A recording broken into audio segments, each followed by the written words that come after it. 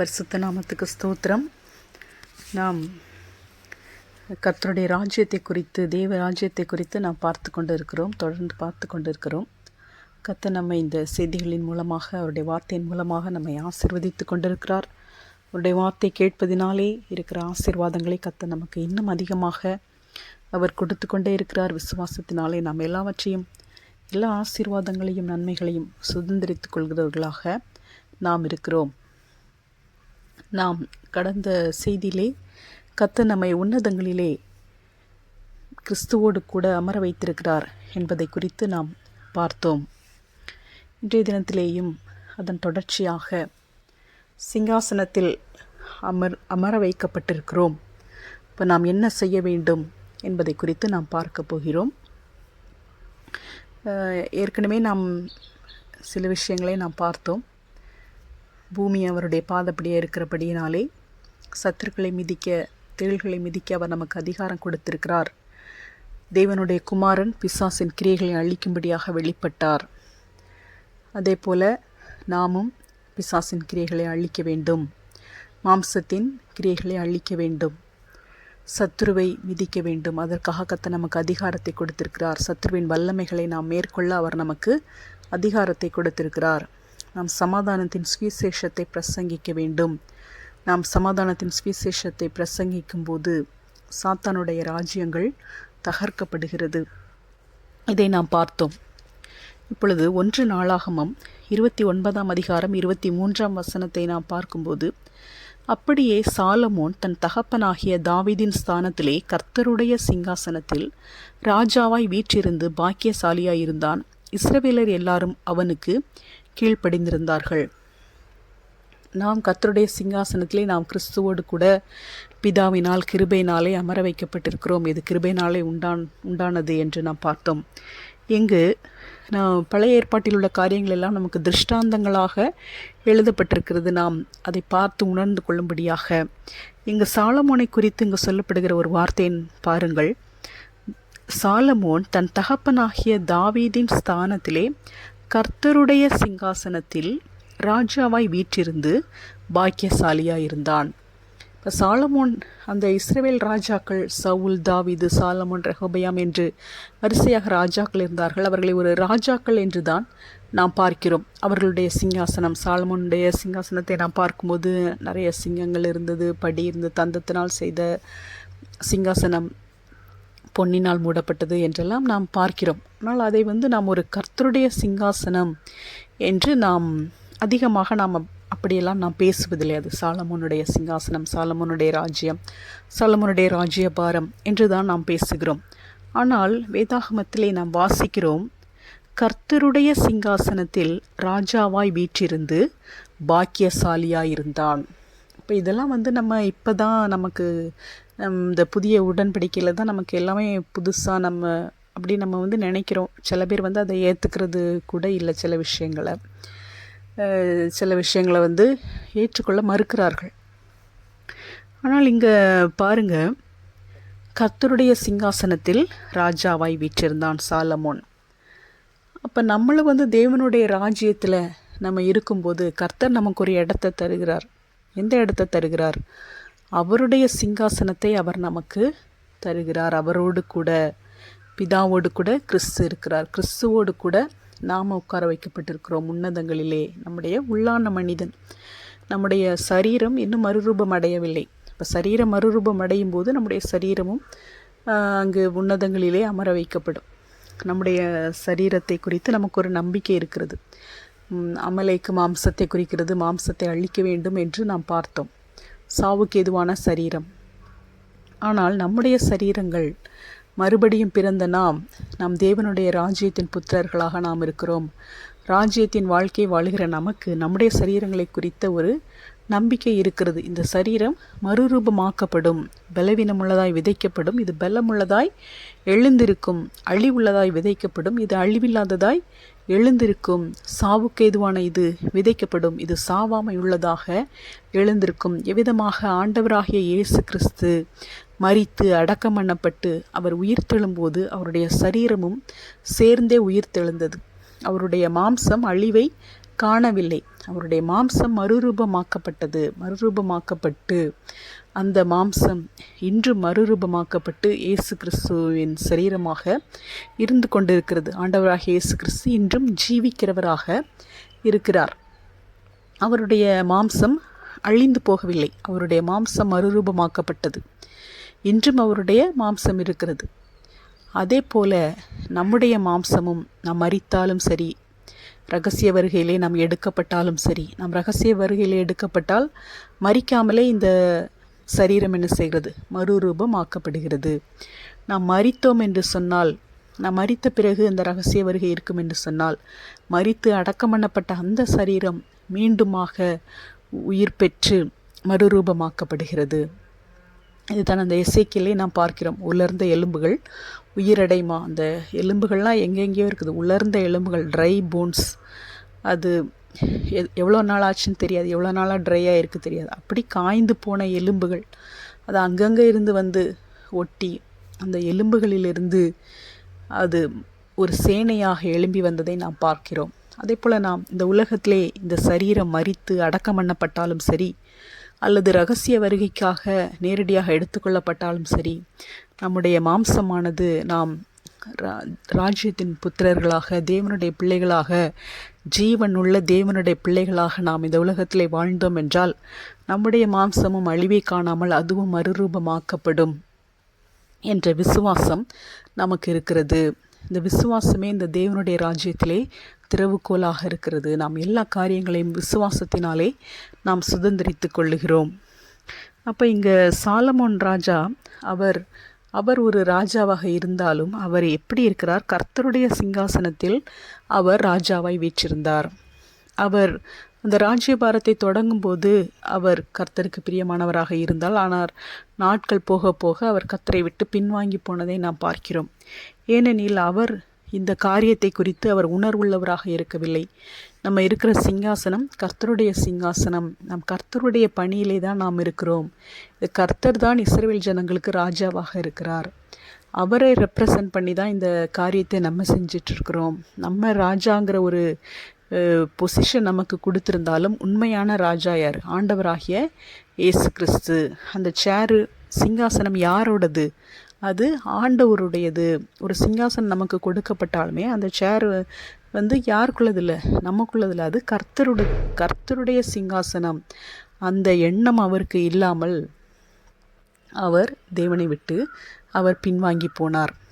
அப்போ இப்பொழுதும் நமக்கு கொடுக்கப்பட்டிருக்கிற எல்லாமே தேவனுக்குரியவைகள். அந்த மூத்த குமாரனை பார்த்து அந்த தகப்பன் சொல்லுவார், நீ என்னோடு கூட இருக்கிறபடியால் எனக்குள்ளது எல்லாமே உன்னுடையவைகளாக இருக்கிறது என்று. அதைத்தான் வெளிப்படுத்தலே நாம் வாசிக்கிறோம். ஜெயம் கொள்ளுகிறவன் எல்லாவற்றையும் சுதந்திரித்து கொள்வான். நான் அவன் தேவனாயிருப்பேன், அவன் என் குமாரனாயிருப்பான். இப்போ நம்ம அவருடைய பிள்ளைகளாக இருக்கிறபடினாலே அவருடையது எல்லாமே நம்முடையதாக இருக்கிறது. ஆனால் அவர் நமக்கு காரியங்களை தரும்போது நாம் நினைவில் வைத்து கொள்ள வேண்டியது இதெல்லாம் தேவனுடையது. தேவன் நமக்கு தந்திருக்கிறார். தேவனுக்கு நாம் உக்கிரானத்துவக்காரர்களாக நாம் இருக்கிறோம். அதை நாம் மனதிலே வைக்க வேண்டியது அவசியமாக இருக்கிறது. எனவே இந்த இஸ்ரவேல் ராஜாக்கள், இவர்கள் ராஜாக்களாக இருந்தது அவர்கள் கர்த்தருடைய சிங்காசனத்திலே இருந்து கர்த்தருடைய ராஜ்யபாரத்தை இப்போது நாம் தேவனுடைய ராஜ்யத்திலே பிரவேசித்து ஆண்டவர் நமக்கு ஆளுகையை கொடுத்திருக்கிறாரோ அதே போல் இவர்களுக்கும் அவர் ஆளுகையை கொடுத்திருந்தார். எனவே இவர்களை பார்த்து நாம் கற்றுக்கொள்ள வேண்டிய காரியங்கள் அநேகமாக இருக்கின்றன. இவர்கள் தொடர்ந்து எப்படி அந்த ராஜ்யத்திலே எப்படி அவர்கள் நிலைத்திருந்து நித்திய ஜீவனை சுதந்திரித்து கொண்டார்கள், அல்லது எப்படி அவர்கள் விழுந்து போனார்கள் என்று அவர்களை பார்த்து அவர்களுடைய வாழ்க்கையை பார்த்து நாம் பாடங்களை கற்றுக்கொள்ளுகிறோம். சாலமோன் ராஜா கர்த்தருடைய சிங்காசனத்தில் வீற்றிருந்த போதிலும் அவர் வழுவி போனார் என்று நாம் பார்க்கிறோம். முதலாவதாக ராஜாவாக அமர்த்தப்பட்டவர் சவுல். இந்த சவுல் ராஜாவாக அமர்த்தப்பட்ட போது அவர் முதலாவதாக அவரை சவுலை ராஜாவாக தெரிந்து கொள்ளும்போது கர்த்தர் தான் அவரை தெரிந்து கொள்கிறார். அந்த 1 சாமுவேல் 10ஆம் அதிகாரம் 11ஆம் அதிகாரத்திலே நாம் இந்த காரியங்களை வாசிக்கிறோம். பேலியாளின் மக்கள் இவனா நம்மை ரட்சிக்கப் போகிறவன் என்று சொல்லி அவனுக்கு காணிக்கை கொண்டு வராமல் அவனை அசட்டை பண்ணினார்கள். அவனோ காது கேளாதவன் போல இருந்தான். அப்போ முதலாவதாக சவுல் தான் ராஜா என்று கர்த்தர் தெரிந்து கொள்ளும்போது பேலியாளின் மக்கள் இவனா நம்மை ரட்சிக்கப் போகிறவன் என்று சொல்லி அவனை அசட்டை பண்ணினார்கள். அந்த அசட்டை பண்ணின காரியங்கள் எல்லாம் இந்த சவுல் காது கேளாதவன் போல இருந்ததை நாம் பார்க்கிறோம். அதற்கு பின்பாக அவர் அந்த ஒரு யுத்தம் செய்து அந்த யுத்தத்திலே அவர் ஜெயிக்கும்போது அந்த யுத்தம் என்னவென்றால் யாபேசின் மனுஷர் அவங்க வந்து ஹெல்ப் கேட்பாங்க சவுல் ராஜாட்ட. அப்போ இந்த சவுல் அந்த ஸ்தானாதிபதிகளை நோக்கி, நாளைக்கு வெயில் ஏறுகிறதற்கு முன்னே உங்களுக்கு ரட்சிப்பு கிடைக்கும் என்று கீலேயாத்தில் இருக்கிற யாபேசின் மனுஷருக்கு சொல்லுங்கள் என்று சொல்லி அந்த யாபேசின் மனுஷருக்கு அங்கே அந்த யுத்தத்திற்கு இந்த சவுல் போய் அந்த யுத்தத்திலே அவர்கள் ஜெயிக்கிறதை நாம் பார்க்கிறோம். அப்பொழுது அந்த 11ஆம் அதிகாரம் 12ஆம் வசனத்தில் நாம் வாசிக்கும்போது, அப்பொழுது ஜனங்கள் சாமுவேலை நோக்கி, சவுலா நமக்கு ராஜாவாக இருக்க போகிறவன் என்று சொன்னவர்கள் யார்? அந்த மனுஷரை நாங்கள் கொன்று போடும்படிக்கு ஒப்புக்கொடுங்கள் என்றார்கள். அதற்கு சவுல், இன்றைய தினம் ஒருவரும் கொல்லப்படலாகாது, இன்று கர்த்தர் இஸ்ரவேலுக்கு ரட்சிப்பை அருளினார் என்றான். அப்போ தெரிந்து கொள்ளப்பட்ட போது அநேக ஜனங்கள் இந்த சவுலை அசட்டை பண்ணினார்கள். ஆனால் யுத்தத்திற்கு சென்று யுத்தத்தில் வெற்றி பெற்ற போது மக்கள் சவுலுக்கு ஆதரவாக அங்கு பேசுவதை நாம் பார்க்கிறோம். இவனா ராஜாவாக இருக்க போகிறவன அசட்டை பண்ணனவங்களெல்லாம் நம்ம என்ன செஞ்சிடலாம், கொன்று போட்டுருவோம் என்று சொல்கிற அளவுக்கு இந்த யுத்தத்தில் வெற்றி பெறும்போது இந்த ராஜாவினுடைய காரியம் ஸ்திரப்படுகிறது. அப்போ அந்த ராஜா என்று சொல்கிறவர் அபிஷேகம் பண்ணி வைத்தால் மட்டும் போதாது, அதற்கடுத்து அவர் ராஜ்யபாரத்தை அவர் ஸ்திரப்படுத்த வேண்டும். அதான் 14ஆம் வசனத்திலே, அப்பொழுது சாமுவேல் ஜனங்களை நோக்கி, நாம் கில்காலுக்கு போய் அங்கே ராஜ்யபாரத்தை ஸ்திரப்படுத்துவோம் வாருங்கள் என்றான். அப்போது அபிஷேகம் பண்ணியாச்சுன்னா மட்டும் ஒரு ராஜா, ஷேரில் உட்காந்தாச்சுன்னா மட்டும் ராஜா அப்படின்னு நம்ம சொல்ல முடியாது. ராஜ்யபாரத்தை ஸ்திரப்படுத்த வேண்டும், ராஜ்யபாரத்துக்குரிய காரியங்களை செய்ய வேண்டும், யுத்தத்திலே வெற்றி பெற வேண்டும், ஜனங்களை பாதுகாக்க வேண்டும், ஜனங்களை போஷிக்க வேண்டும். இந்த ராஜ்யத்துக்குரிய எல்லா காரியங்களையும் பொறுப்பாக இருந்து பார்த்து கொள்ள வேண்டும். அப்போ அதுதான் ராஜ்யபாரத்தை ஸ்திரப்படுத்துவது.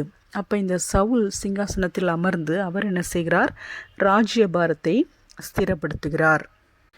அதே போல் நம்ம தாவீதை குறித்து பார்க்கும்போது 2 சாமுவேல் 3ஆம் அதிகாரத்திலே வாசிக்கும்போது, சவுலின் குடும்பத்துக்கும் தாவீதின் குடும்பத்துக்கும் நெடுநாள் யுத்தம் நடந்தது. தாவீது வர வர பலத்தான், சவுலின் குடும்பத்தாரோ வர வர பலவீனப்பட்டு போனார்கள். அப்போ இந்த சவுல் பென்யமீன் கோத்திரத்தை சேர்ந்தவர், தாவீது யூதா கோத்திரத்தை சேர்ந்தவர். இப்போ இங்கே கோத்திரம் மாறி போனது. அப்போ உடனடியாக அந்த சவுலுக்கு சமஸ்த இஸ்ரவேலுக்கும் ராஜாவாக இருந்தது போல் தாவீது உடனடியாக எல்லோருக்கும் அவர் ராஜாவாக இல்லை, அவர் கொஞ்சம் கொஞ்சமாக தான் வருகிறார். அதுதான் தாவீது வர வர பலத்தான். அப்போ அந்த தாவீதின் கையிலே அபிஷேகம், அவர் எவ்வளவோ வருடங்களுக்கு முன்பாக அவர் அபிஷேகம் பண்ணப்பட்டார். எவ்வளவோ கஷ்டங்களுக்கு பிற்பாடு அவர் ராஜாவாக மாறினார். திரும்பமாக அவரே ராஜாவாக இஸ்ரவேல் மூப்பர்கள் எப்ரோனிலே அபிஷேகம் பண்ணுவதை நாம் பார்க்கிறோம். அதன் பின்பு அவர் சிங்காசனத்தில் இருக்கும்போது அவர் அப்படி சும்மா சேரில் உட்காந்து சாப்பிட்டுட்டு அவர் உட்காந்துருக்க முடியுமா ஒரு ராஜா? இப்போ இந்த தாவீது என்ன செய்கிறார், வர வர பலத்தான். இப்போ வர வர அந்த ராஜ்யபாரம் என்ன செய்ய வேண்டும், ஸ்திரப்பட வேண்டும், ராஜா பலப்பட வேண்டும். சவுலின் குடும்பத்தாரோ வர வர பலவீனப்பட்டு போனார்கள். இப்போ தாவீது ராஜாவாக ஏற்படுத்தப்பட்ட போது சவுலின் குடும்பம் அங்கே ராஜ்யபாரத்தில் இல்லை. இப்போ அவங்க தாவீதின் ராஜ்யபாரத்தை எடுக்கணும் அப்படின்னு நினைக்கிறவங்க. அப்போ சவுலின் குடும்பம் இஸ்ரவேலாக இருந்தாலும் இன்னொரு பார்வையில் பார்க்கும்போது தாவீது குடும்பத்துக்கும் சவுலின் குடும்பத்துக்கும் யுத்தம் நடந்து கொண்டு இருக்கிறது. அப்போ ஆளுகையில் இருக்கிறவங்க என்ன செய்யணும், வர வர பலப்பட வேண்டும். அப்போ இவங்க பலவீனமாக இருந்தாங்கன்னா, எதிரி இவங்கள விட பலமாக இருந்தாங்கன்னா எதிரி என்ன செய்வாங்க, ராஜாவை அவர்கள் அழித்து விட்டு ராஜ்யபாரத்தை எடுத்துக்கொள்வார்கள்.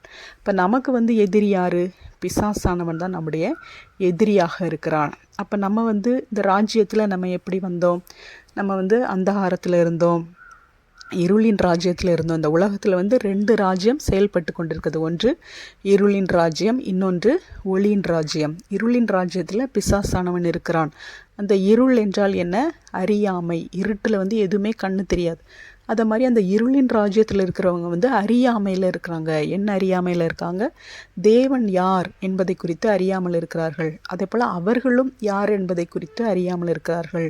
இப்போ தேவன் யார், தேவனுடைய ராஜ்யம் என்ன, நம்ம யார், அதெல்லாம் தெரியாமல் இருக்கிறவங்க அவங்க எதில் தான் இருக்காங்க? இருளின் ராஜ்யத்தில் தான் இருக்காங்க. சில பேர் நேம் சேக்கு கிறிஸ்டியனாக இருப்பாங்க, ஆனால் அவங்களுக்கு உண்மையாகவே தேவன் யார், அவங்க தேவனுக்குள்ளே அவங்க யார், அது எல்லாமே அவங்களுக்கு தெரியாமல் இருக்கும். அப்படி தெரியாமல் இருக்கிறவங்க, அறியாமையில் இருக்கிறவங்கெல்லாம் இருளின் ராஜ்யத்தில் தான் இருக்கிறாங்க. கர்த்தர் சொல்கிறார், என் ஜனங்கள் அறிவில்லாமையால் என் ஜனங்கள் சங்காரமாகிறார்கள். இப்போ தேவனை குறித்த அறிவு நமக்கு வேண்டும். அப்போ தேவனை குறித்த அறிவு இல்லாதவர்கள் இருளின் ராஜ்யத்தில் இருக்கிறார்கள். அது அந்தகாரத்தின் லோகாதிபதியானவன் அவருடைய மனக்கண்களை குருடாக்கி வைத்திருக்கிறான்.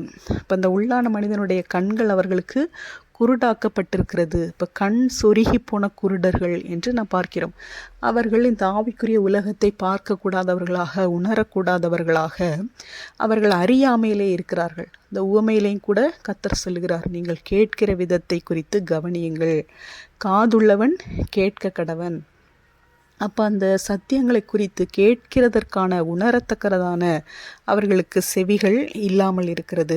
அப்படி அறியாமையிலே இருக்கிறபடினாலே இந்த சத்தியத்தை கேட்க விடாமல், கேட்டாலும் அதை உணர விடாமல், இந்த விதைக்கிறவனுடைய ஊமையிலே நாம் பார்க்கிறோம். ராஜ்யத்தின் வசனத்தை கேட்டும் அதை உணராதிருக்கும்போது பொல்லாங்கன் வந்து அந்த விதைகளை எடுத்துக்கொள்ளுகிறான். இந்த வசனமாகிய விதை, இந்த வசனமாகிய விதை விதைக்கப்படும் போது தான் அறிவு வருகிறது. தேவனை பற்றிய அறிவு, தேவனை பற்றி அறியும் அறிவு, தேவனை பற்றி அறியும் அறிவு தான் நம்மை அவருடைய ராஜ்யத்திற்குள் நம்மை கொண்டு வந்திருக்கிறது. அப்போ அந்த இருளின் ராஜ்யத்தில் இருக்கிறவர்கள் தேவனை பற்றி அறியாமல் இருக்கிறார்கள். அதற்காகத்தான் நாம் இந்த வசனங்களை எல்லாம் கேட்கிறோம். இந்த சுவிசேஷம் பிரசங்கிக்கப்பட வேண்டியது அதற்காகத்தான். இயேசு கிறிஸ்து சொன்னார், தரித்திரருக்கு சுவிசேஷம் அறிவிக்கப்படுகிறது. ஏசாயா 61 அதிகாரத்தில் கர்த்தருடைய ஆவியானவர் என்மேல் இருக்கிறார், தரித்திரருக்கு சுவிசேஷத்தை அறிவிக்கவும். முதலாவதாக ஃபஸ்ட்டு இயேசுவோட வேலை என்ன வேலை? தரித்திரருக்கு சுவிசேஷத்தை அறிவிக்க வேண்டும். அதற்காகத்தான் நம்ம மத்தேயில நம்ம வாசிக்கிறோம். அவர் யோவான் காவலில், அவர் முதலாவதாக ஊழியத்துக்கு வந்ததை பற்றி சொல்லும்போது, யோவான் காவலில் வைக்கப்பட்டான் என்று இயேசு அறிந்து அவர் மனந்திரும்புங்கள், பரலோக ராஜ்யம் சமீபித்திருக்கிறது. இப்போ ராஜ்யம் சமீபித்திருக்கிறது, உங்களுக்காக ஒரு ராஜ்யம் இருக்கிறது என்று சொல்லி இந்த ராஜ்யத்தின் சுவிசேஷத்தை இயேசு பிரசங்கிக்க துவங்கினார். அந்த விதைக்கிறவனுடைய ஊமை, அந்த ராஜ்யத்தின் ஊமைகளை சொல்லும்போது, விதைக்கிறவன் ஒருவன் விதைக்க புறப்பட்டான். இப்போ விதைக்கிறவன் தேவை. வசனமாகிய விதையை விதைக்கிறவர்கள், சுவிசேஷத்தை சொல்லுகிறவர்கள் தேவையாக இருக்கிறார்கள். நிலமானது இருதயமாக இருக்கிறது. அப்போ இந்த ஜனங்கள் நிலமாக இருக்கிறார்கள். அவருடைய இருதயங்களிலே வசனத்தை விதைக்கிறவர்கள், உண்மையான வசனத்தை விதைக்கிறவர்கள் தேவையாக இருக்கிறார்கள். சும்மா விதைதான் வசனமாக இருக்கிறது. வசனத்தை தவிர மற்ற காரியங்கள், இலை பூ, அப்படி இலை பூவெல்லாம் போட்டால் என்ன செய்யாது? அதெல்லாம் விளையாது. விதை தான் என்ன செய்யும்? விளையும்.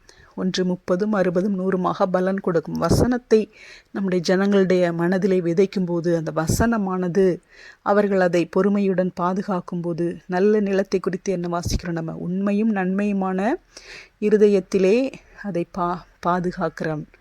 அதை பாதுகாக்கும் போது அந்த விதை வளர்ந்து என்ன செய்கிறது? 30 60 100 பலன் கொடுக்கிறது. அப்போ அந்த வசனமாகிய விதை விதைக்கப்படும் போது அது பலன் கொடுக்கிறதாக இருக்கிறது. எனவே இந்த உலகத்திலே இருளின் ராஜ்யம், ஒளியின் ராஜ்யம் செயல்பட்டு கொண்டு இருக்கிறது. இந்த ஒளியின் ராஜ்யத்திற்குள்ளே நாம் எப்படி வருகிறோம்? அதான் இது தேவனுடைய ராஜ்யம். அதான் நம்ம ராஜ்யம் என்ற தலைப்பிலே நாம் பார்த்தோம். மறுபடியும் பிறவாவிட்டால் ஒரு தேவனுடைய ராஜ்யத்திலே பிரவேசிக்க மாட்டான். ஜலத்தினால் பிறக்க வேண்டும், ஆவியினால் பிறக்க வேண்டும். இயேசுவை தேவன் என்று விசுவாசிக்க வேண்டும், ஞானஸ்நானம் பெற வேண்டும், பரிசுத்தாவியை பெற வேண்டும். நாம் ஞானஸ்நானம் பெறும்போது பிதாவானவர் நமக்கு பரிசுத்தாவியை கொடுக்கிறார். நாம் இயேசுவை விசுவாசிக்கும் போது பிதாவானவர் நமக்கு பரிசுத்தாவியாகிய நித்திய ஜீவனை நமக்கு கொடுக்கிறார். இதுதான் அந்த இஸ்ரவேல் ஜனங்களுடைய இதில் நம்ம பார்க்குறோம். அவங்க எகிப்தில் அடிமையாக இருக்காங்க. அவங்களுக்கு மோசே சொல்கிறாரு, இந்த மாதிரி உங்களோட முற்பிதாக்கள் ஆபிரகாம், ஈசாக்கு, யாக்கோபு, அவங்களுக்கு ஆண்டவர் வந்து உடன்படிக்கை கொடுத்துருக்குறாரு, கானான்னு ஒரு தேசத்தை அவங்களுக்கு கொடுப்பேன்னு சொல்லி. அப்போ நீங்கள் அந்த கானான் தேசத்துக்கு நம்ம போவோம் வாங்க அப்படின்னு சொல்லி போகும்போது அவங்களுக்கு என்ன பஸ்கா ஆட்டுக்குட்டியை அடித்து அந்த ரத்தத்தை அவங்க வீட்டில் தெளித்து அப்போ அவங்க வந்து போகிறாங்க, விசுவாசித்து போகிறாங்க. பஸ்கா ஆட்டுக்குட்டி அடிக்கப்பட்ட போது இயேசு அடிக்கப்பட்டது. அப்போ நம்ம இயேசுவை விசுவாசித்து நம்ம வந்து ஒரு ஸ்டெப் எடுத்து உள்ளே வரோம் தேவனுடைய ராஜ்யத்துக்குள்ளே. அதே போல் அவங்களும் என்ன செஞ்சாங்க, பஸ்கா ஆட்டுக்குட்டி, அந்த ஆட்டுக்குட்டியின் ரத்தம் நம்மை சங்கார தூதனின் கைக்கு விடுதலையாக்கும் என்று சொல்லி விசுவாசித்து அவர்கள் அந்த எகிப்தை விட்டு வெளியே வருகிறார்கள். அதே போல் நாமும் ஆண்டவராக இயேசு கிறிஸ்துவை விசுவாசிக்கும் போது பாவ உலகத்தை விட்டு நாம் வெளியே வருகிறோம், தேவனுடைய ராஜ்யத்திற்குள்ளாக அடியெடுத்து வைக்கிறோம். அப்படியாக அவர்கள் தொடர்ந்து அந்த வனாந்திர பாதையிலே 40 வருடம் அவர்கள் வந்து கொண்டே இருந்து அவர்கள் அந்த கானானுக்குள்ளே செல்லும்படியாக அவர்கள் 40 வருடங்கள் வருகிறார்கள். ஆனால் நமக்கு என்ன, அவர்களுக்கு வனாந்திரம், அப்புறம் அந்த பிரயாணம், அப்புறம் கானான் அப்படி இருந்தது. அதே போல் நமக்கு இப்போ நம்ம இயேசுவை விசுவாசிக்கும்போது நம்முடைய உள்ளான மனிதன் தேவனுடைய ராஜ்யத்தின் அனுபவத்திற்குள்ளே பிரவேசிக்கிறான். ஆனால் இந்த சரீரம் வந்து நம்ம இருக்கிற இடத்துல தான் இருக்கிறது, இதே வீட்டில் தான் இருக்க போகிறோம், வேறு ஒரு ஊருக்கு நம்ம போகிறதில்ல. இருளின் ராஜ்யத்திலேருந்து ஒளியின் ராஜ்யத்துக்கு வந்திருக்கோம் அப்படிங்கிறதுக்காக நமக்கு நம்ம சரீர பிரகாரமாக எந்த ஒரு வித்தியாசமும் நமக்கு தெரிய போகிறதில்ல, நம்ம அப்படியே தான் இருக்க போகிறோம். ஆனால் உள்ளான மனிதன் தேவனுடைய ராஜ்யத்தில் பிரவேசிக்கிறான். அப்போ இந்த உள்ளான மனிதன் தேவனுடைய ராஜ்யத்திலே வாழ்கிறான். அவனை கொண்டு இந்த சரீரமும் அந்த தேவனுடைய ராஜ்யத்தின் வாழ்க்கையை வாழ்கிறது, அதற்கான வேலைகளை செய்கிறது. ஆவி மனிதன் மறுரூபப்பட்டு விட்டான். இப்போ அந்த ஆத்மா தொடர்ந்து மறுரூபப்பட்டு கொண்டே இருக்கிறது. நம்முடைய சுபாவங்கள் கிறிஸ்துவின் சுபாவமாக மாறும்போது தொடர்ந்து மறுரூபப்பட்டு பூரணத்தை நோக்கி கடந்து சென்று கொண்டே இருக்கிறது, நாம் பரிபூரணர்களாக மாறுவதை நோக்கி. அதே போல் இந்த சரீரமும் ஒரு நாள் மறுரூபப்படும். ஒருவேளை மரித்திருந்தால் என்றால் மரித்தாலும் மறுரூபப்படும், தேவன் ரகசிய வரிகளை வரும்போது உயிரோடு இருந்தாலும் மறுரூபப்படும். இப்போ அந்த ஆவியும் ஆத்மாவும் மறுரூபப்பட்டு கொண்டு இருக்கிறது. ஆவி நம்ம மறுபடியும் பிறக்கும்போது ஆவி மறுரூபப்பட்டது, ஆத்மா தொடர்ந்து மறுரூபப்பட்டு கொண்டே இருக்கிறது. உங்கள் மனம் புதிதாகிறதுனாலே மறுரூபமாகுங்கள். அப்போ ஒவ்வொரு நாளும் நம்முடைய மனம் புதிதாகிறதுனாலே, நம்முடைய எண்ணங்கள் புதிதாகிறதுனாலே, நம்முடைய சிந்தைகள் கிறிஸ்துவின் சிந்தையாக மாறுகிறதுனாலே, நம்முடைய எண்ணங்களை கர்த்தருடைய வசனத்தினாலே நாம் நிரப்பும்போது அந்த வசனம், விதையாகிய வசனம் நம்முடைய நல்ல நிலமாகிய இருதயத்திலே அது காக்கப்பட்டு 30, 60, 100 பலனை கொடுத்து கொடுத்து கொடுத்து ஒவ்வொரு நாளும் ஒவ்வொரு பலனை கொடுத்து கொடுத்து நம்முடைய மனம் புதிதாகி நம்முடைய ஆத்மா மறுரூபப்பட்டு கொண்டே இருக்கிறது. அப்போ இந்த பாதையிலே நாம் அடுத்து ஒரு நித்திய ராஜ்யத்தை நோக்கி நாம் கடந்து செல்ல போகிறோம். இடையிலே உபத்திரவ காலம் இருக்கிறது, 1000 வருஷம் அரசாட்சி இருக்கிறது, அப்புறம் நித்தியமான ஒரு ராஜ்யம், முடிவே இல்லாத ஒரு ராஜ்யம். நம்ம கண்களால் நம்ம என்ன செய்வோம், ஆண்டவரை பார்ப்போம். இப்போ உள்ளான கண்களில் பார்க்குறோம், ஆவிக்குரிய கண்களில் நம்ம பார்க்குறோம். விசுவாசத்தால் நம்ம இந்த ராஜ்யத்தில் நம்ம வாழ்கிறோம், விசுவாசத்தால் வாழ்கிறோம் இந்த ராஜ்யத்தில். இப்போ இதை பற்றி தெரியாதவங்களுக்கு, இருளின் ராஜ்யத்தில் இருக்கிறவங்களுக்கு சொன்னால் அது வந்து அவங்களுக்கு தெரியவே தெரியாது. அதனால தான் அந்த விஷயங்கள் அவங்களுக்கு என்னவா தோணுது, பைத்தியமாக அவர்களுக்கு தோன்றுகிறது. நம்ம சொல்கிற காரியங்களெல்லாம் அவங்களுக்கு நம்ம சொன்னால் அவங்களுக்கு என்ன செய்யும், அது பைத்தியமாக தோணும். நம்ம இந்த மாதிரி ஒரு ராஜ்யத்தில் நம்ம இருக்கிறோம், அது வந்து ஒரு கிங்டம், அதில் வந்து ஒரு ராஜா இருக்கார், ஆண்டவராக இயேசு கிறிஸ்து ராஜாதி ராஜாவாக இருக்கிறாரு, இதில் வந்து நிறைய பெனிஃபிட் இருக்குது, இந்த தேவனுடைய ராஜ்யத்தில் நிறைய நன்மைகள் இருக்கிறது, இங்கே வந்து கவலை இல்லை, கண்ணீர் இல்லை, வியாதி இல்லை, வறுமை இல்லை அப்படின்னு சொல்லி நம்ம அவங்களுக்கு சொன்னால் அவங்களுக்கு அது பைத்தியமாக தோணும். ஆனால் இந்த வாழ்க்கையெல்லாம், அந்த தேவனுடைய ராஜ்யத்தின் பலன்களை எல்லாம் நம்ம எதனால் நம்ம சுதந்திரித்து கொள்கிறோம், விசுவாசத்தினால. நம்ம விசுவாசத்தினால இந்த தேவனுடைய ராஜ்யத்துக்குள்ளே நம்ம வந்திருக்கிறோம். ஆண்டவராக இயேசு கிறிஸ்துவை விசுவாசித்தபடினால, விசுவாசத்தினால தான் இந்த ராஜ்யத்துக்குள்ளேயே நம்ம என்ன பண்ணியிருக்கோம், என்ட்ரி ஆகியிருக்கோம். அவரை விசுவாசித்தபடினால தான் ஞானஸ்நானம் எடுத்தோம். அவரை விசுவாசிக்கிறவர்களுக்கு தான் அவர் பரிசுத்த ஆவியை கொடுத்திருக்கிறார்.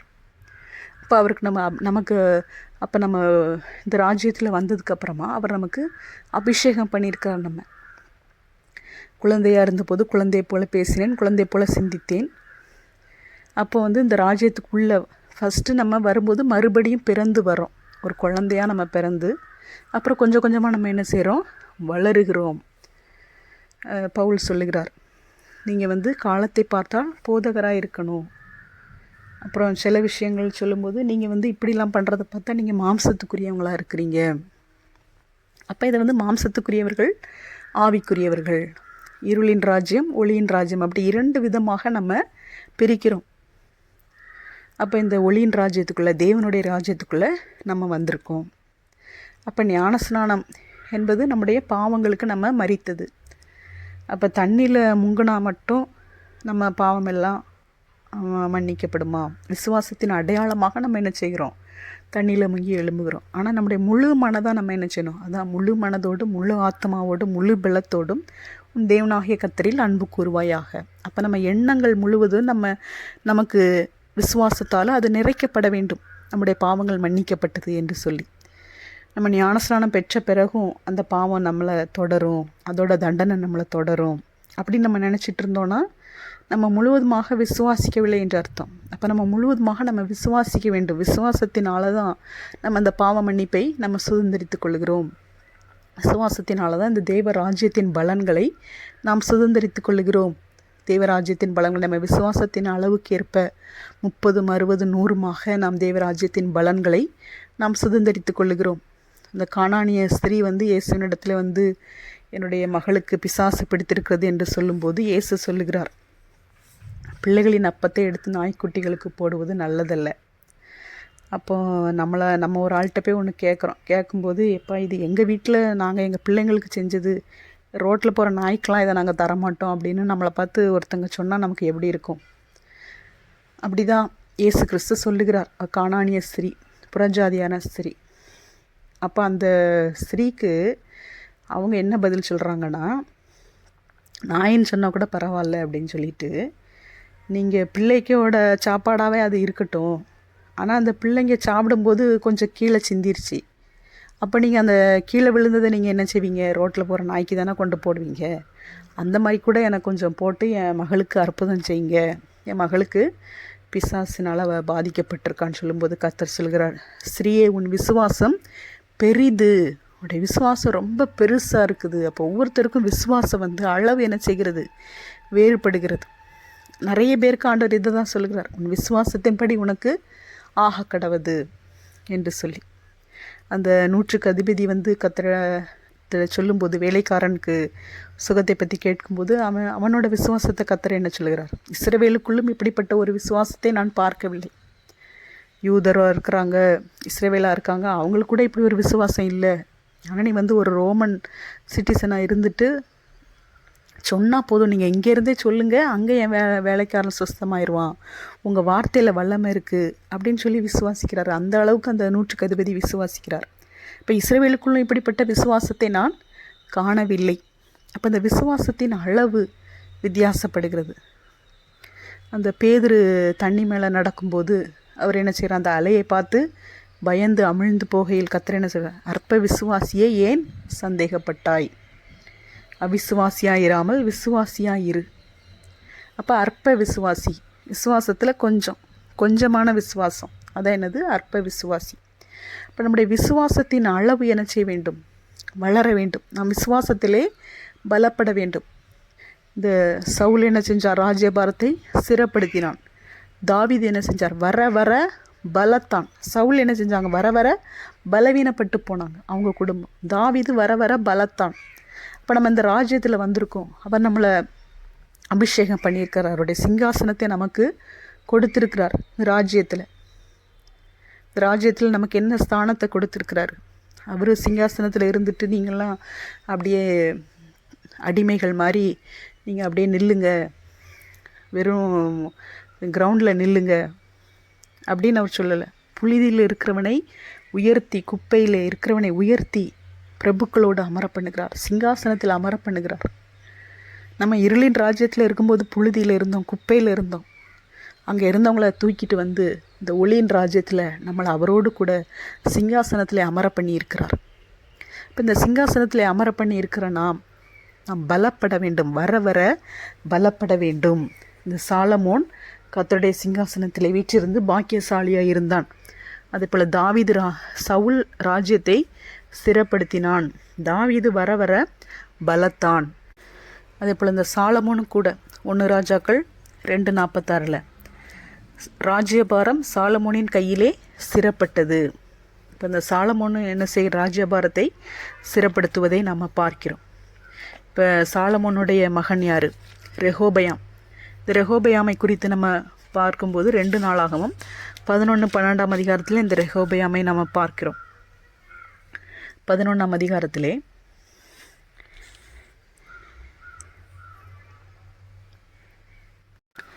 ரெகோபயாம் எருசலேமுக்கு வந்தபோது இஸ்ரவேலோடு யுத்தம் பண்ணவும் ராஜ்யத்தை தன்னிடமாக திருப்பிக் கொள்ளவும் யூதா வம்சத்தாரும் பென்யமீன் வம்சத்தாருமாகிய தெரிந்து கொள்ளப்பட்ட யுத்த வீரரான 180,000 பேரை கூட்டினான்.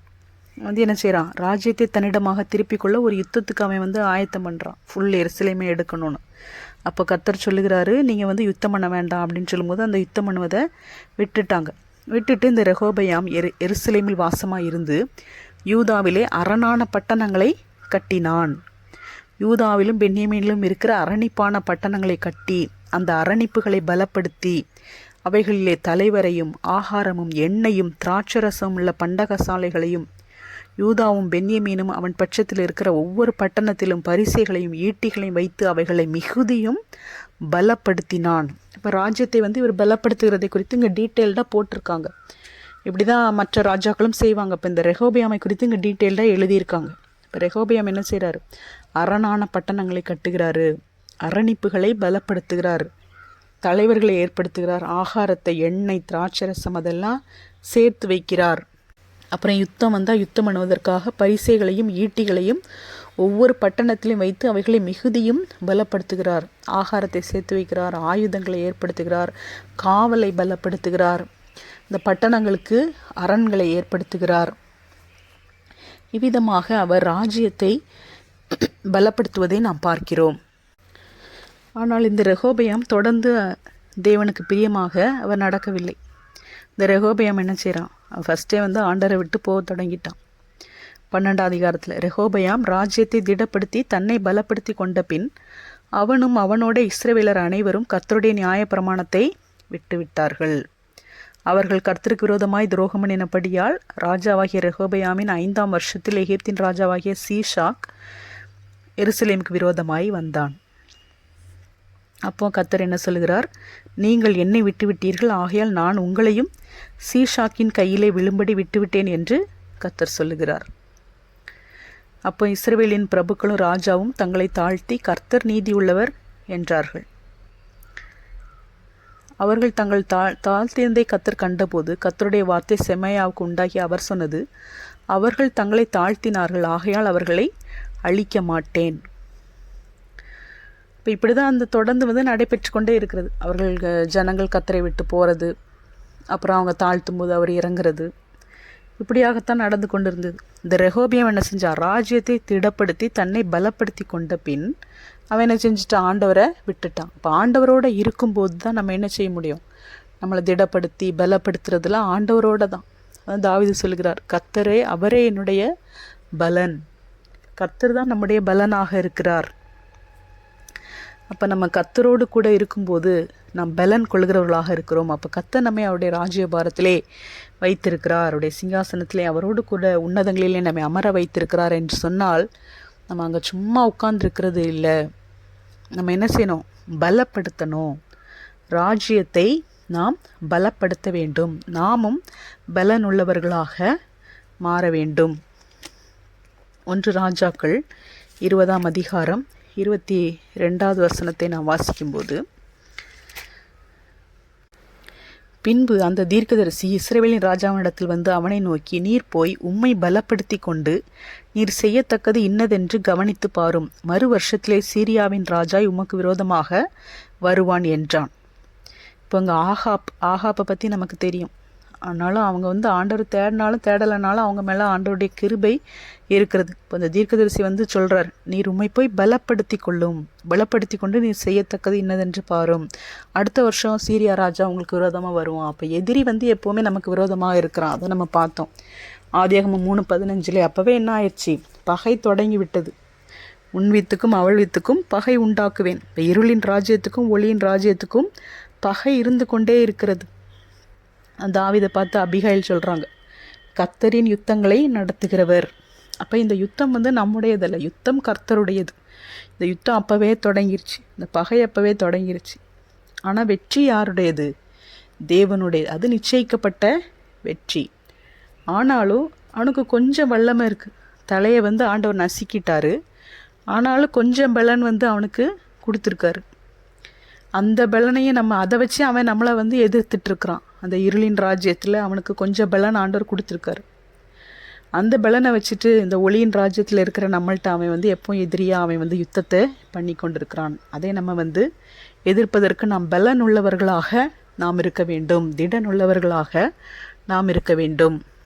அதே போல் 2 நாளாகவும் 21ஆம் அதிகாரத்துலேயும் யோராம் என்கிற ஒரு ராஜாவை குறித்து அவன் தன்னை பலப்படுத்தி கொண்டது எழுதியிருக்கிறது. யோராம் தன் தகப்பனுடைய ராஜ்யபாரத்திற்கு வந்து தன்னை பலப்படுத்தி கொண்ட பின்பு. அப்போ ஒவ்வொருத்தரும் இந்த ராஜ்யபாரத்துக்கு வரும்போது அவங்க ஃபஸ்ட்டு என்ன செய்கிறாங்க? ராஜ்யபாரத்தை அவங்க வந்து பலப்படுத்துகிறாங்க. அப்போ காவல், அந்த அரண் அதெல்லாம் நல்லா இருக்குதா, காவலை செக் பண்ணுறாங்க. அப்புறம் மக்களுக்கு தேவையான ஆகாரம், அதே போல் யுத்தம் வந்தால் அதற்கான போர் சேவகர்கள், குதிரைகள், ரதங்கள், ஆயுதங்கள் அதெல்லாம் இருக்குதா, அதெல்லாம் வந்து செக் பண்ணி, அப்போ யார் யுத்தத்துக்கு வராங்கன்னா அவங்கள்ட்ட வந்து நம்ம ஜெயம் எடுக்கிறது. இப்படியாக அவர்கள் வந்து அந்த கண்களால் காணக்கூடிய கானான் தேசம் அவர்களுக்கு கொடுக்கப்பட்டது. அதனாலே அவர்கள் இந்த கண்களால் காணக்கூடிய காரியங்களை பரிசுத்த ஆவியானவரின் உதவியோடு கூட அவர்கள் செய்தார்கள். அவர்கள் யுத்தத்தை செய்தாலும் அவர்களுக்கு ஜெயத்தை கொடுத்தது யார்? ஆண்டவராகிய கர்த்தர், தேவனாகிய கர்த்தர். ஆனால் நாம் இந்த காணக்கூடாத இந்த தேவனுடைய ராஜ்யத்திலே நாம் பிரவேசித்திருக்கிறோம். எனவே நமக்கு கண்களால் காணக்கூடாத, இந்த மாமிச கண்களால் காணக்கூடாத யுத்தங்கள் நமக்கு இருக்கிறது. எனவே இந்த கண்களால் காணக்கூடாத அரணை, காவலை சிறப்படுத்து என்று நாம் வாசிக்கிறோம். அரண்களை பலப்படுத்து, ஜாமக்காரர்களை ஏற்படுத்து என்று சொல்லி நாம் வாசிக்கிறோம். அப்போ நம்ம என்ன செய்யணும்? காவலை பலப்படுத்த வேண்டும். எல்லா காவலோடும் உன் இருதயத்தை காத்துக்கொள், அதனிடத்து நின்று இருதயத்திலிருந்து ஜீவ ஊற்றும் வரும். பொல்லாத இருதயமாக இருந்தால் என்ன வரும்? அது இருதயமே திருக்குள்ளதும் மகா கேடுள்ளதுமாக இருக்கிறது. பொல்லாங்கான இருதயத்திலிருந்து பொல்லாதவைகளை எடுத்து காட்டுகிறான். நல்ல இருதயமாகிய பொக்கிஷத்திலிருந்து நல்லவைகளை எடுத்து காட்டுகிறான். அப்போ இருதயத்தை என்ன செய்ய வேண்டும்? காவல் பண்ண வேண்டும். அப்போ என்ன காவல் பண்ணணும்? இருதயத்துக்குள்ளே அந்த கெட்ட பொக்கிஷம், பொல்லாத பொக்கிஷம் எப்படி போகுது? நம்முடைய வார்த்தைகள் மூலமாக, நம்முடைய எண்ணங்கள் மூலமாக, நம்ம கண்களால் பார்க்கிற காரியங்கள் மூலமாக. இருதயம் என்று சொன்னால் நம்முடைய மனம் புதிதாகிறதுனாலே மறுரூபமாகுங்கள். இப்போ நம்முடைய மனதை நம்ம என்ன செய்ய வேண்டும்? காக்க வேண்டும். அப்போ நம்மளை பலப்படுத்த வேண்டும் என்று சொன்னால் நம்ம வந்து காக்க வேண்டும். இப்போ இவங்க வந்து போஜனங்கள், சாப்பாடு அதெல்லாம் வைக்கிறாங்க. இப்போ நமக்கு போஜனம் என்ன? மெய்யான போஜனம் ஆண்டவராகிய இயேசு கிறிஸ்து. அவர் தான் ஜீவ அப்பம். அவர் தான் நம்முடைய மெய்யான போஜனமாக இருக்கிறார். நம்ம சரீரத்தை குறித்து நமக்கு தெரியும், அந்த போஜனம் நமக்கு தெரியும். ஆனால் இந்த கண்களால் காணக்கூடாத இந்த தேவனுடைய ராஜ்யத்தில் இருக்கிறோம். அந்த தேவனுடைய ராஜ்யத்தில் நம்முடைய போஜனம் என்ன?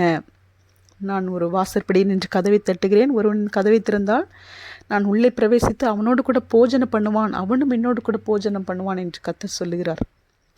அப்போ இந்த தேவனுடைய ராஜ்யத்திலே கர்த்தர் நமக்கு போஜனத்தை தருகிறார்.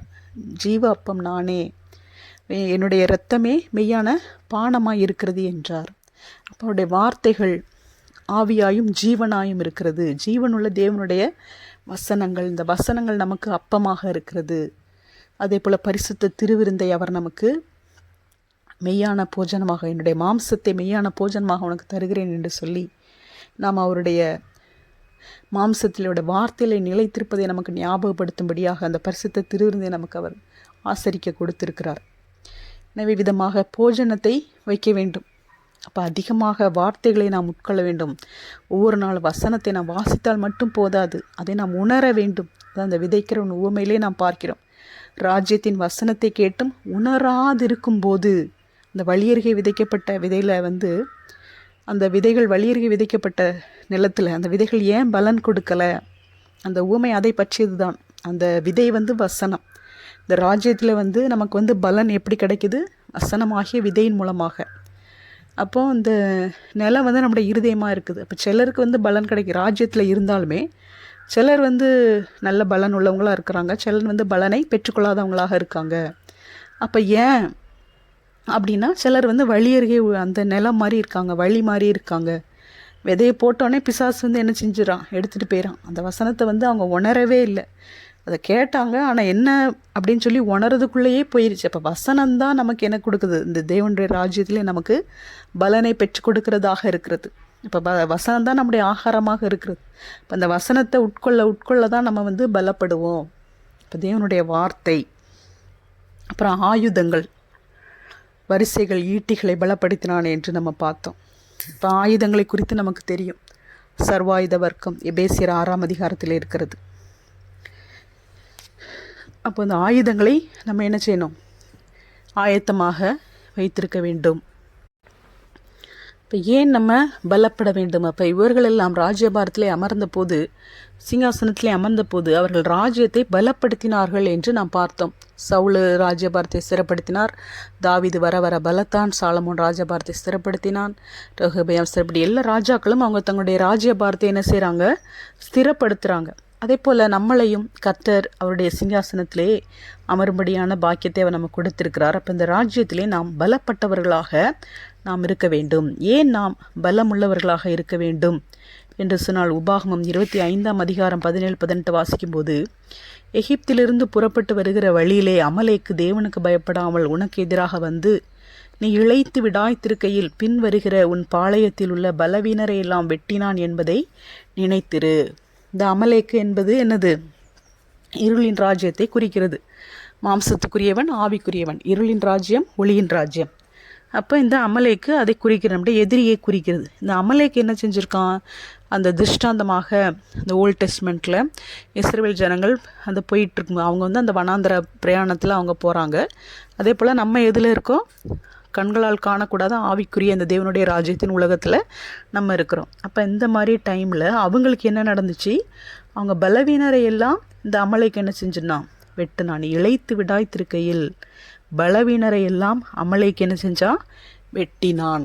அப்போ இந்த அமலேக்கு யாரை வெட்டுறான், இந்த எதிரி பலவீனரை வெட்டுறான். பலமாக இருக்கிறவங்கள அவனால் என்ன செய்ய முடியாது, ஒன்றும் செய்ய முடியாது. பலமாக இருக்கிறவங்கள அவன் வெற்றி பெற முடியாது. இப்போ இந்த பலவீனர்கள் தோற்று போகிறார்கள். இப்போ நம்ம பலவீனமாக இருந்தால் நம்ம என்ன செஞ்சுருவோம், நம்ம தோற்று போயிடுவோம். சங்கீதம் 105:37, அப்பொழுது அவர்களை வெள்ளியோடும் பொன்னோடும் புறப்பட பண்ணினார், அவர்கள் கோத்திரங்களில் பலவீனப்பட்டவன் ஒருவனும் இருந்ததில்லை. இந்த இஸ்ரவேல் ஜனங்களை குறித்து தாவீது ராஜா எழுதும்போது, அவங்க வெள்ளியோடு பொன்னோடு புறப்பட்டார்கள், பலவீனப்பட்டவன் ஒருவனும் இருந்ததில்லை. யாருமே பலவீனப்பட்டவங்களே இல்லை. அவங்க இயேசுவை விசுவாசித்ததுக்கு அடையாளமாக அவர்கள் பஸ்கா ஆசரித்து அவர்கள் அதில் உள்ளே வர்றாங்க. ராஜ்யத்துக்குள்ளே வரும்போது அவங்களுக்கு பலவீனப்பட்டவன் ஒருவனும் இல்லை. ஆனால் இந்த வழியில் வர்ற வழியில் என்ன செஞ்சிட்டாங்க, இளைத்து விடாய்த்திருக்கையில் பலவீனரை எல்லாம் வெட்டினான். அப்போ பலனாக இருந்தவங்க தான் இவங்க என்னவா ஆயிருக்காங்க, சில பேர் பலவீனராக ஆயிட்டாங்க. அந்த பலவீனரை எல்லாம் யார் யார் பலவீனராக இருந்தாங்களோ அவங்கள எல்லாரையுமே இந்த அமலேக்கு என்ன செஞ்சிட்டான், வெட்டிட்டான். ஒரு சில பலவீனரை இல்லை, உன் பாளையத்தில் உள்ள, பின்வருகிற உன் பாளையத்தில் உள்ள, பின்னாடி வர்ற பாளையத்தில் உள்ள எல்லா பலவீனரையும் என்ன செஞ்சிட்டான், இந்த அமலேக்கு வெட்டிட்டான். ஆனால் கிளம்பும் போது பலவீனப்பட்டவன் யாருமே இல்லை. அப்போ இந்த வழியில் இவங்க எப்படி பலவீனப்பட்டவங்களாக மாறிட்டாங்க. அந்த வாழ்க்கை பயணத்தில் நடக்கும்போது வருகிற உபத்திரவங்கள், சோதனைகளில் நம்ம வந்து கர்த்தருடைய வார்த்தையை பிடித்து கொண்டு, இதில் விசுவாசம்தான் நமக்கு முக்கியமாக இருக்கிறது. விசுவாசத்தினால தான் இந்த ராஜ்யத்துக்கு உள்ளேயே நம்ம வந்திருக்கிறோம். என்ட்ரியே வந்து விசுவாசத்தினால தான். அப்போ இந்த ராஜ்யத்துக்குள்ளே வாழ்வதற்கு நமக்கு மிகவும் தேவை விசுவாசம். அப்போ அந்த விசுவாசத்தை நம்ம விட்டுவிடவே கூடாது. நம்முடைய விசுவாசிகளின் தகப்பன் யார், ஆபிரகாம். அந்த ஆபிரகாமை குறித்து நம்ம என்ன வாசிக்கிறோம், அவன் விசுவாசத்தில் பலவீனமாக இருக்கவில்லை என்று நாம் வாசிக்கிறோம். ரோமர் 4ஆம் அதிகாரத்தை எடுக்கும்போது, அவன் எப்படி நமக்கு தகப்பனானான், அநேக ஜாதிகளுக்கு உன்னை 17 அநேக ஜாதிகளுக்கு உன்னை தகப்பனாக ஏற்படுத்தினேன் என்று எழுதியிருக்கிறபடி, அவன் தான் விசுவாசித்தவருமாய் மரித்தோரை உயிர்ப்பித்து இல்லாதவைகளை இருக்கிறவைகளைப் போல அழைக்கிறவருமாய் இருக்கிற தேவனுக்கு முன்பாக நம் எல்லாருக்கும் தகப்பனானான். உன் சந்ததி இவ்வளவாய் இருக்கும் என்று சொல்லப்பட்டபடியே தான் அநேக ஜாதிகளுக்கு தகப்பனாவதை நம்புகிறதற்கு ஏது இல்லாது இருந்தும் அதை நம்பிக்கையோடே விசுவாசித்தான். அவன் விசுவாசத்திலே பலவீனமாய் இருக்கவில்லை அவன் ஏறக்குறைய 100 வயதுள்ளவனாய் இருக்கும்போது தன் சரீரம் செத்துப்போனதையும் சாராளுடைய கற்பம் செத்துப்போனதையும் எண்ணாதிருந்தான். தேவனுடைய வாக்குத்தத்தத்தை குறித்து அவன் அவிசுவாசமாய் சந்தேகப்படாமல் தேவன் வாக்குத்தத்தம் பண்ணினதை நிறைவேற்ற வல்லவராய் இருக்கிறார் என்று முழு நிச்சயமாய் நம்பி தேவனை மகிமைப்படுத்தி விசுவாசத்தில் வல்லவனானான். அவன் விசுவாசத்தில் பலவீனமாய் இருக்கவில்லை, விசுவாசத்தில் எப்படி இருக்கார்? வல்லவனானான். ஆகையால் அது அவனுக்கு நீதியாக எண்ணப்பட்டது. விசுவாசம்ங்கிறது வெறும் விசுவாசம் மட்டும் இல்லை, விசுவாசத்திலே அவர் என்னவாயிட்டார்? வல்லவராக ஆயிட்டார். அவருடைய விசுவாசத்தில் எந்த பலவீனமுமே அவருக்கு இல்லை. எனவே நம்முடைய கர்த்தராக இயேசுவை மரித்தோரிலிருந்து எழுப்பினவரை விசுவாசிக்கிற நமக்கும் அப்படியே இந்த விசுவாச நீதியாக எண்ணப்படும். அப்போ எப்போ விசுவாசத்தில் வல்லவன் ஆன போது அந்த விசுவாசம் அவருக்கு நீதியாக எண்ணப்பட்டது. இப்போ வாக்குத்தத்தங்கள் நிறைவேறும் என்று சொல்லி அது நடக்கிறதுக்கு சான்ஸே இல்லை, கண்ணில் பார்க்கும்போது சான்ஸே இல்லை. ஆனாலும் வாக்குத்தத்தம் சொன்னவர் அதை கண்டிப்பாக நிறைவேற்றுவார் என்று அவிசுவாசமாய் சந்தேகப்படாமல் தேவன் வாக்குத்தத்தம் பண்ணினதை நிறைவேற்ற வல்லவராய் இருக்கிறார் என்று முழு நிச்சயமாய் நம்பி தேவனை மகிமைப்படுத்தி விசுவாசத்தில் வல்லவனானான். இந்த ஆபிரகாம் விசுவாசத்திலே வல்லவரானார். ஆனால் இந்த இஸ்ரவேல் ஜனங்களை குறித்து நாம் என்ன வாசிக்கிறோம்? அவர்கள் அவிசுவாசத்தினாலே அதற்குள்ளே பிரவேசிக்க மாட்டாமல் போனார்கள் என்று நாம் பார்க்கிறோம். அவர்களுக்கு விசுவாசம் குறைய குறைய குறைய அவர்கள் பலவீனர்களாக மாறி போனார்கள். இந்த கானான்குள்ளே நம்ம போவோமா மாட்டோமா அப்படின்னு அவங்க சந்தேகப்படும்போது அவங்க என்ன ஆகுறாங்க? பலவீனர்களாக மாறுறாங்க. அப்போ அந்த பலவீனர்கள் எல்லாம் அந்த அமலைக்கு என்ன செய்கிறான்? வெட்டுறான். இப்போ இந்த ஆபிரகாம் விசுவாசத்திலே பலவீனமாக இருக்கவில்லை, அதனால் அவர் விசுவாசிகளின் தகப்பனாக அவர் ஏற்படுத்தப்படுகிறார். அப்போ இந்த தேவனுடைய ராஜ்யத்துக்குள்ளே நம்ம விசுவாசத்தினால தான் நம்ம என்ட்ரி ஆகிருக்கோம். அப்போ இந்த தேவனுடைய ராஜ்யத்துக்குள்ளே நம்ம பிரயாணம் பண்ணுறதுக்கு, இந்த ராஜ்யத்துக்குள்ளே வாழ்கிறதுக்கு, இந்த ராஜ்யத்தின் பெனிஃபிட்ஸ், இதனுடைய பலன்களை நாம் அனுபவிப்பதற்கு விசுவாசம் நமக்கு தேவையாக இருக்கிறது. இந்த விசுவாசத்திலே நாம் பலவீனப்பட்டவர்களாக நாம் இருக்கக்கூடாது. எபிரேயர் 11ஆம் அதிகாரத்திலே இந்த விசுவாசத்தை குறித்து நாம் வாசிக்கிறோம். விசுவாசத்தினாலே அவர்கள், அந்த ஓல்டு டெஸ்ட்மெண்ட்டில் இருக்கிறவங்கெல்லாம் விசுவாசத்தினால என்ன பண்ணாங்க? அந்த விசுவாசம் இப்போ உள்ளதில்லை. ஆபிரகாம் யார்? விசுவாசத்தின் தகப்பன். ஆனால் விசுவாசம் எப்போ இருந்தே இருக்குது. 11 பார்த்தீங்கன்னா, விசுவாசமானது நம்பப்படுகிறவைகளின் உறுதியும் காணப்படாதவைகளின் நிச்சயமாய் இருக்கிறது. 3ஆம் வசனம், விசுவாசத்தினாலே நாம் உலகங்கள் தேவனுடைய வார்த்தையினால் உண்டாக்கப்பட்டதென்றும். இப்போ உலகம் உண்டானதுலேருந்தே என்ன இருக்குது? விசுவாசம். இப்போ உலகம் உண்டானது தேவனுடைய வார்த்தையினால் உண்டாக்கப்பட்டது அப்படின்னு நம்ம எதை வச்சு விசுவாசிக்கிறோம்? அது விசுவாசத்தினால தான் நம்ம விசுவாசிக்கிறோம். அதை நம்ம கண்களால் பார்க்கல. அவர் வெளிச்சம் உண்டாக கடவுது என்று சொன்னார், வெளிச்சம் உண்டாயிற்று. அதை நம்ம விசுவாசிக்கிறோம். உலகம் உண்டானதை நம்ம விசுவாசிக்கிறோம். ஆபேல் என்ன செய்கிறான்? ஆபேலும் விசுவாசத்தினால மேன்மையான பலியை தேவனுக்கு செலுத்தின, விசுவாசத்தினால செலுத்தினால தான் ஆபேல் என்ன செஞ்சுருக்காரு? மேன்மையான பலியை செலுத்தியிருக்காரு. அப்போ ஏனோக்கு விசுவாசத்தினால எடுத்துக்கொள்ளப்பட்டார். அதே போல் ஏனோக்கு ஏன் விசுவாசமாக இருந்தார் அப்படின்னு சொன்னால், தேவனுக்கு பிரியமானவன் என்று எடுத்துக்கொள்ளப்படுவதற்கு முன்னமே சாட்சி பெற்றான். அப்போ அவன் தேவனுக்கு பிரியமானவனாக இருந்தார் ஏனோக்கு. இப்போ விசுவாசம் இல்லாமல் தேவனுக்கு பிரியமாக இருப்பது கூடாத காரியம். இப்போ ஒருத்தருக்கு விசுவாசம் இல்லைன்னா அவர் மேலே தேவன் பிரியமாகவே இருக்க மாட்டார். அப்போ ஏனோக்கு மேலே ஆண்டவர் பிரியமாக இருந்திருக்காருன்னா அப்போ ஏனோக்குக்கு விசுவாசம் இருந்திருக்கு. அப்போ நமக்கும் விசுவாசம் இருந்தால் தான் நம்ம மேலே ஆண்டவர் என்னவாக இருப்பார்? பிரியமாக இருப்பார். விசுவாசம் இல்லாமல் தேவனுக்கு பிரியமாக இருப்பது கூடாத காரியம். நோவாவுக்கு என்ன இருந்தது? விசுவாசம் இருந்தது. விதமாக விசுவாச பட்டியலை நம்ம பார்க்கிறோம். விசுவாசத்தினாலே அந்த ஆபிரகாம், சாராள் எல்லாத்தையும் நம்ம பார்க்க, யோசேப்பு, மோசே பார்த்து கொண்டே வரும்போது விசுவாசத்தினாலே அவர்கள் ராஜ்யங்களை ஜெயித்தார்கள், நீதியை நடப்பித்தார்கள், வாக்குத்தத்தங்களை பெற்றார்கள். இப்படியாக அவர்கள் விசுவாசத்தினாலே எல்லாவற்றையும் ஜெயித்ததை நம்ம பார்க்கிறோம். அதன் தொடர்ச்சியாக தான் நம்மளும் என்னது? மார்க் 16 விசுவாசம் உள்ளவனாகி ஞானஸ்நானம் பெற்றவன் ரட்சிக்கப்படுவான், விசுவாசியாதவனோ ஆக்கினைக்குள்ளாக தீர்க்கப்படுவான். அப்போ விசுவாசிக்கிறவன் என்ன செய்கிறான்? ரட்சிக்கப்படுறான். விசுவாசிக்காதவன் ஆக்கினைக்குள்ளாக போகிறான். விசுவாசிக்கிறவர்கள் நடக்கும் அடையாளங்கள் ஆவன, என் நாமத்தினாலே பிசாசுகளை துரத்துவார்கள். அந்த ஓல்ட் டெஸ்ட்மெண்ட்டில் அவங்கெல்லாம் என்ன பண்ணாங்க நம்ம பார்த்தோம். விசுவாசத்தினால அவங்களாம் ராஜ்யங்களை ஜெயித்தார்கள். சிங்கங்களை அவர்கள் கட்டினார்கள். ஆனால் நம்ம என்ன பண்ணணும்? என் நாமத்தினாலே பிசாசுகளை துரத்துவார்கள், நவமான பாஷைகளை பேசுவார்கள், சர்ப்பங்களை எடுப்பார்கள், சாவுக்கு ஏதுவான யாதொன்றை குடித்தாலும் அது அவர்களை சேதப்படுத்தாது, வியாதியஸ்தர் மேல் கைகளை வைப்பார்கள், அப்பொழுது அவர்கள் சொஸ்தமாவார்கள். எனவே இந்த விசுவாசத்தினாலே நாம் இப்படிப்பட்ட காரியங்களை நாம் செய்ய வேண்டும். அந்த ராஜாக்கள் அரணிப்புகளை பலப்படுத்தினாங்க, ஆயுதங்களை ஏற்படுத்தினாங்க. அப்போ நம்ம இது என்னெல்லாம் நம்ம செய்ய வேண்டியிருக்கு இந்த தேவனுடைய ராஜ்யத்தில் விசுவாசத்தினால? அப்போ அந்த விசுவாசத்திலே பலவீனம் எப்படி வருகிறது, விசுவாசத்திலே நாம் எப்படி பலப்படுவது, இதையெல்லாம் நாம் அடுத்த செய்தியிலே நாம் பார்க்கலாம். கர்த்தர் தாமே நம்மை ஆசீர்வதிப்பாராக.